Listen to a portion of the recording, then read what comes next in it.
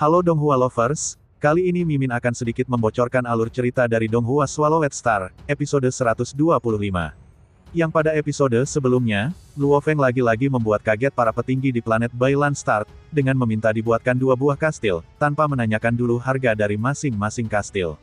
Nah itulah sepenggal kisah dari episode yang lalu, dan tak perlu berlama-lama, segera pasang handset kalian, simetriskan posisi rebahan, karena itu tandanya, kita akan masuk ke alur ceritanya.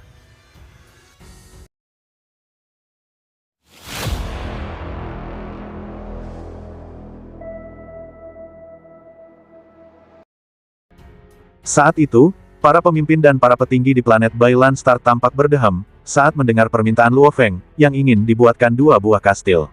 Tingkat kekayaan ini jelas bukan sesuatu yang bisa mereka bayangkan. Bahkan orang terkaya di Bailan Star saja, paling banyak hanya bisa membangun 1 kastil pribadi, mengingat modal untuk pembangunan kastil yang jelas sangat tinggi, tergantung material, desain dan interiornya yang diinginkan oleh pemesan. Dan kastil itu sendiri, harganya sesuai dengan bahan yang digunakan. Luo Feng yang mendengarkan penjelasan dari si pemuda pirang, ia pun dengan cepat memeriksa tiap-tiap gambar, dan memilih gaya, desain interior, dan bahan untuk kastil yang ia inginkan. Setelah menghitung penggunaan bahan, serta desain dan interior kastil yang diinginkan oleh Luo Feng, si pemuda pirang yang kemungkinan adalah agen properti di planet Bailan Star pun berkata, bahwa masing-masing kastil dibanderol dengan harga 1,2 miliar dolar silver blue. Jadi harga untuk 2 kastil adalah 2,4 miliar dolar silver blue. Namun jika Luo Feng membayar menggunakan dolar naga hitam, maka dia akan mendapat diskon sebanyak 8%. Yang berarti, Luo Feng hanya harus membayar sebanyak 1,92 juta dolar naga hitam untuk 2 kastilnya. Walaupun harga itu terbilang cukup mahal jika dibandingkan dengan harga seluruh basis gudang yang ia beli, namun Luo Feng tetap menyetujuinya, mengingat kedua villa itu akan dibuat dari bagian kapal perang kelas B, terutama kamar tidur utama dan beberapa ruangan penting lainnya, dibangun dengan menggunakan paduan dari campuran logam kelas C. Singkat cerita, setelah menyelesaikan transaksi tersebut, Luo Feng pun segera kembali ke kapal naga hitam, karena area perumahan dan pangkalan gudang itu sudah tampak rusak dan tua, hingga membuat udara dingin dari luar masuk ke dalam ruangan gudang, maka akan jauh lebih nyaman jika dia berada di dalam kapal X-81. Saat berada di dalam kapal, Luo Feng pun duduk di ruang istirahat yang nyaman, dan segera memerintahkan Babata, untuk menyambungkannya ke ruang virtual alam semesta.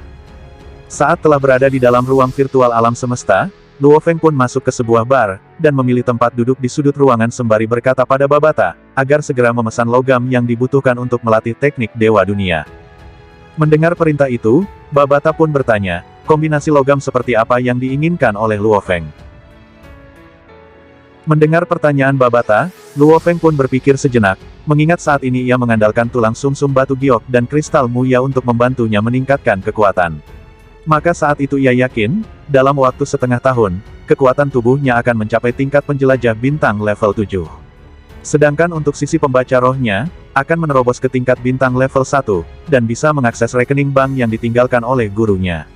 Setelah memikirkan semua itu, Luo Feng pun berkata pada Babata, agar membeli logam untuk stok selama setengah tahun, dan harganya tidak boleh lebih dari 10 miliar dolar naga hitam, ucap Luo Feng, mengingat saat ini pengeluaran terbesarnya adalah untuk membeli logam yang digunakan untuk konsumsi binatang bertanduk emas.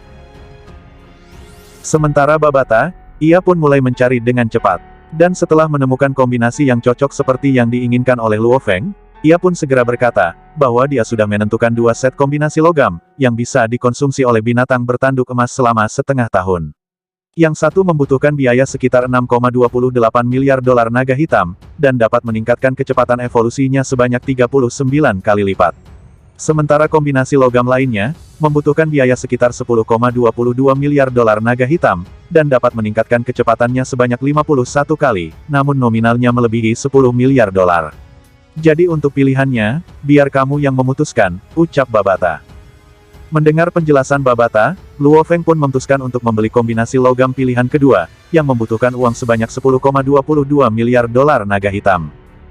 Sementara Babata yang telah mendapat persetujuan dari Luo Feng, ia pun langsung memesan logam tersebut, dan alamat pengirimannya adalah planet Bailan Star. Sementara Luo Feng, kembali mengingat ketika dia menjual pisau pemotong busur, yang merupakan senjata roh level 3, dan menerima 18 miliar dolar naga hitam. Setelah itu ia membeli budak dan menghabiskan 5 miliar dolar, membeli sum-sum batu giok menghabiskan 200 juta. Dan setelah membeli kastil, pangkalan gudang, serta logam yang baru dipesan oleh Babata, masih menyisakan 2,5 miliar dolar naga hitam. Mengingat akan hal itu, Luo Feng pun kembali bertanya pada Babata. Babata, apa kamu yakin, 15 mg minuman ringan berwarna ungu bisa membuat siswa tingkat tinggi di bumi berevolusi menjadi siswa tingkat 1? Tanya Luo Feng. Iya benar, tapi minuman itu bukanlah sesuatu yang dikhususkan untuk siswa tingkat tinggi saja. Orang-orang yang bahkan bukan siswa tingkat 1 pun akan bisa menyerapnya dan memberikan hasil yang luar biasa, ucap Babata lalu kembali berkata. Luo Feng, kamu bahkan belum menghasilkan uang dengan mengandalkan bumi, dan sekarang, kamu malah menghabiskan begitu banyak untuk mereka, apakah kamu yakin akan melakukan hal itu? Tanya Babata, yang langsung dijawab oleh Luo Feng dengan anggukan kepala, mengingat ada banyak harta karun di alam semesta yang bermanfaat bagi tubuh. Namun semakin besar efeknya, maka harganya juga pasti akan lebih mengejutkan. Sama seperti sumsum batu giok yang sebelumnya telah dibeli Luo Feng, yang katanya sangat bermanfaat bagi seorang penjelajah bintang, yang 1 gramnya dibanderol dengan harga 9.000 dolar. Sementara minuman ringan berwarna ungu yang ingin dibeli Luo Feng, harganya masih relatif murah, dan itu adalah minuman umum di beberapa keluarga kaya, yang dibanderol dengan harga 10 dolar naga hitam per 1 kilogramnya.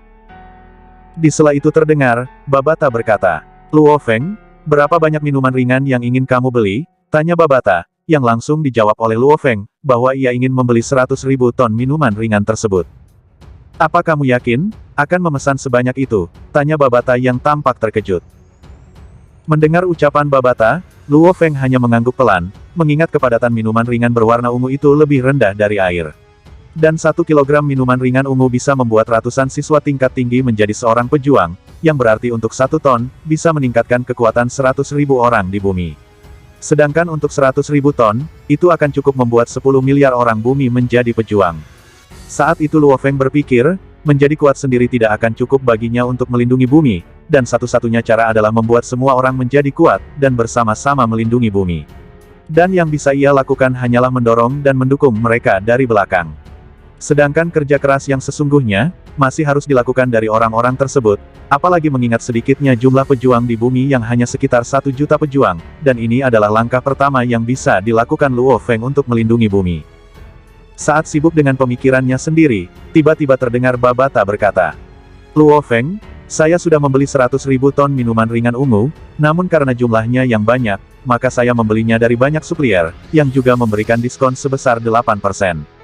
Jadi totalnya adalah 800 juta dolar naga hitam, ucap Babata. Mendengar ucapan Babata, Luo Feng pun mengangguk sambil tersenyum, mengingat 100.000 ton dapat digunakan untuk 10 miliar siswa tingkat tinggi di bumi, yang saat ini memiliki total populasi sekitar 7 miliar orang. Dan dengan minuman sebanyak ini, akan lebih dari cukup untuk memperkuat mereka. Singkat waktu malam pun tiba. Saat itu terlihat, sebuah kapal transportasi antar bintang mendarat di planet Bailan Start, dengan membawa 2 bagian kastil yang dipesan menurut permintaan Luo Feng, dengan 1 kastil yang dirakit sepenuhnya, sedangkan kastil satunya lagi masih dalam keadaan belum dirakit, dan tiap bagian-bagiannya masih dalam keadaan terpisah. Dan pada hari kedua, tampak lagi 1 kapal pengangkut antar bintang, yang mendarat di Bailan Start, dengan membawa sejumlah besar logam yang juga dipesan oleh Luo Feng. Dan pada hari ketiga, lagi-lagi, Luo Feng kedatangan 100.000 ton minuman ringan berwarna ungu, yang juga dikirim ke Bailan Start. Dan karena beberapa logam mahal dan langka, yang didapatkan oleh Babata dari tempat yang jauh, maka sebagian logam itu pun sampai pada hari keempat. Dan dalam proses penurunan logam tersebut, Luo Feng juga mengambil kesempatan untuk menjual sebagian besi hitam yang sebelumnya ia dapatkan dari planet Mars, ke pemilik logam ini yang ia pesan. Dan besi hitam milik Luo Feng terjual sekitar 90 miliar ton, yang dihargai oleh si pembeli dengan nominal 20 juta dolar naga hitam. Saat itu Luo Feng berpikir, jika dia tidak menjual pisau pemotong busur, maka penghasilan awal yang ia dapatkan dari planet Mars memang akan menjadi hadiah yang sangat besar. Lagi pula, 10 budak petarung bintang level 1, hanya dibanderol dengan harga 10 juta dolar naga hitam. Tak terasa, 7 hari sudah Luo Feng berada di planet Bailan Start. Saat itu adalah hari di mana Luo Feng akan kembali ke bumi. Namun sebelum pergi, ia menempatkan 1 budak pembaca roh tingkat bintang level 1, serta 100 pembaca roh tingkat penjelajah bintang level 9, untuk menjaga pangkalan tersebut. Saat itu Luo Feng juga berkata, apabila terjadi apa-apa, mereka bisa langsung menghubunginya melalui jaringan virtual alam semesta. Setelah menyampaikan semua pesannya, Luo Feng pun berbalik dan memerintahkan budak lainnya untuk masuk ke dalam kapal X-81, karena mereka akan segera meninggalkan planet tersebut.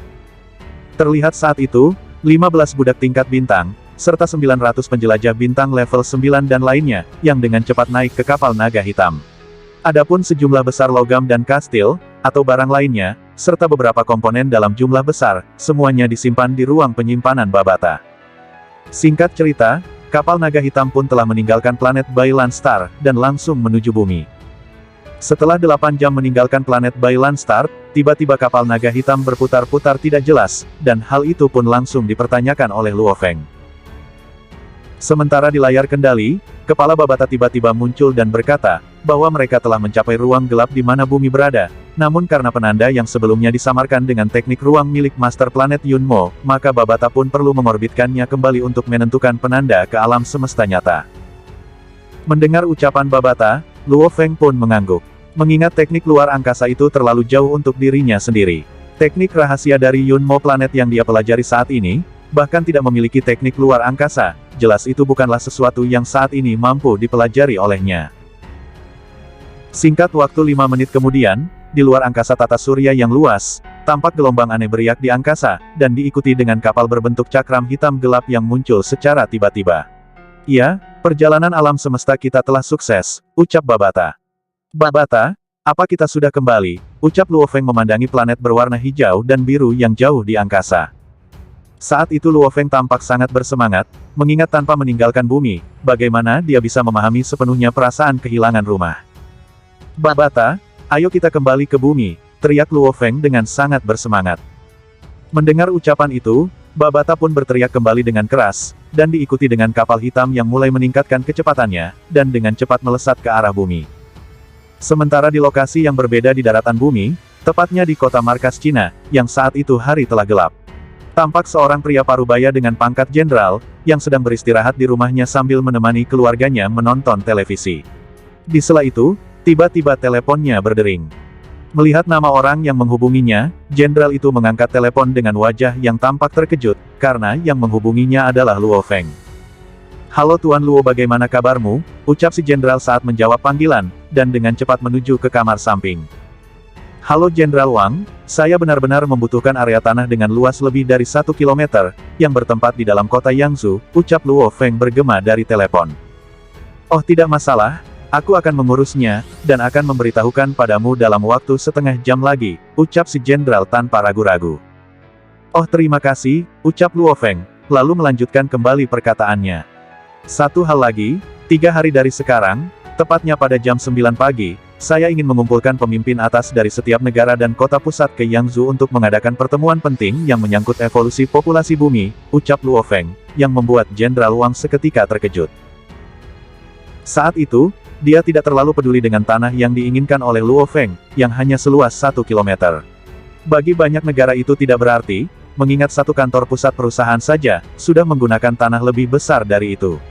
Bahkan di Tiongkok, seperti keluarga istri Luo Feng, keluarga Su, mereka memiliki tanah yang lebih luas dari itu.